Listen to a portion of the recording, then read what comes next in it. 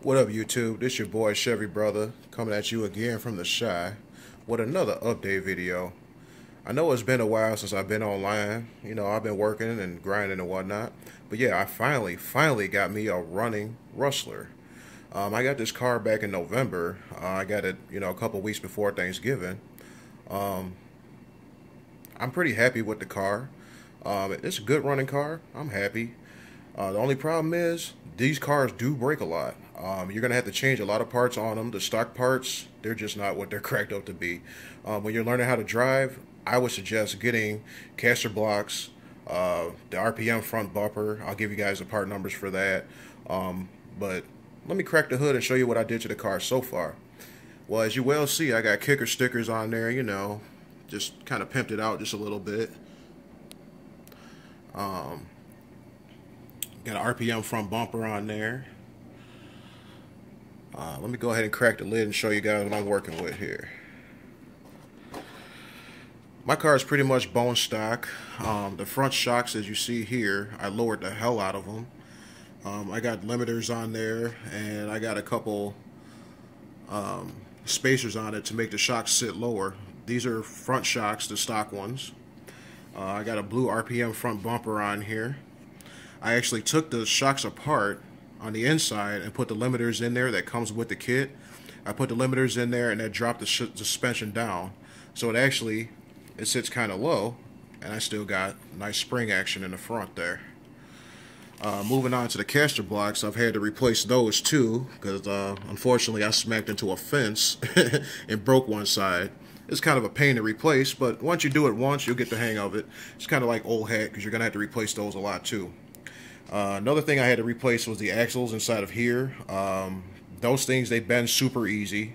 You can get them from your local hobby store for like $2, so I would keep a supply of those on hand too, because just about every time you run this car, you're gonna bend the front axles, period.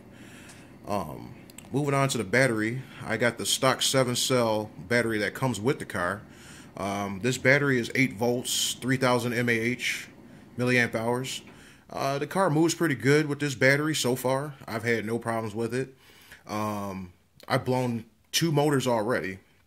I blew the first motor that came with it, the Titan 12 turn. I blew that. Now, the reason why that blew, I think it was kind of my fault. I'm a mechanic, so I was like, okay, well, I could use WD-40 to clean it and, keep the brushes clean. No good. That will eat your motor up. I learned that the hard way. So after I blew that motor up, I went to the 21 turn Atomic Fireball 21 turn modified motor. Guys, this motor is pretty decent. To me, it runs really smooth.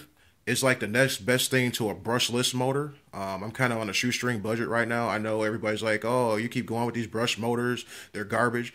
I understand that, but I got mortgage and bills, so trying to come up with $200-300 for a brushless setup right now, it's kind of out of the cards. So I'm trying to make this thing run with the junk I got. Yeah, I know you're looking at my wiring, it's kind of hokey and ghetto looking, but I didn't have a soldering iron, so I just kind of put it together to make it run. That's what I got right now. I'm going to show you guys what I got for gearing. In the transmission, I changed the pinion and the spur gear. I have an 18-tooth pinion. It's a Traxxas part, actually. The part number is TRA 1918. I have an 83-tooth spur gear, 48 pitch, both gears. The part number for the spur gear is 4683. If you guys are interested in the Atomic Fireball 21 turn motor, that part number is ATK 1315. The caster blocks that I put in the front are actually the Traxxas replacement part. I don't know if you guys can see that. I'm trying to get in here. Yeah, it's kind of dirty and dark in there. But yeah, the part number for the replacement caster blocks is 3632, and that's 30 degrees of caster.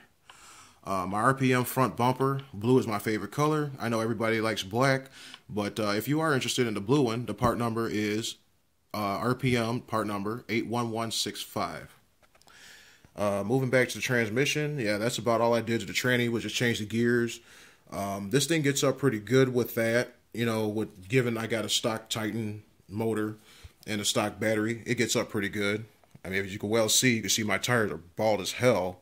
So yeah, it does get up, but these tires, this is like playing basketball with dress shoes on. These tires suck on the street. So if you're gonna build this truck for a street truck, I would recommend going with Anacondas because these tires suck. Moving on to my rear shocks, I actually had, if you see in my previous video, I had a Stampede that I got as a parts truck. So what I did was I took the front shocks off of that, put some spacers in here. As you well see, I got quite a bit in there, and it actually lowered it down super low. If you look at the back of the car, it sits pretty low. You know, I got a little bit of suspension travel, but, you know, it's not slapping the ground or anything like that. That's basically about it. I still got the stock servo in here. My future plans are to change this to the 2075 because from what I understand, that one's got a little more response to it. And I know my truck's not that fast, but I noticed a difference. When you're driving it, trying to drive with this servo, this one doesn't react as fast, and you will smack into a tree very easily with this if you upgrade motors. So I highly recommend getting a different servo. I think that's about it. That's all I got done to the truck so far. Rate, comment, subscribe. Hit that like button. And until later, peace.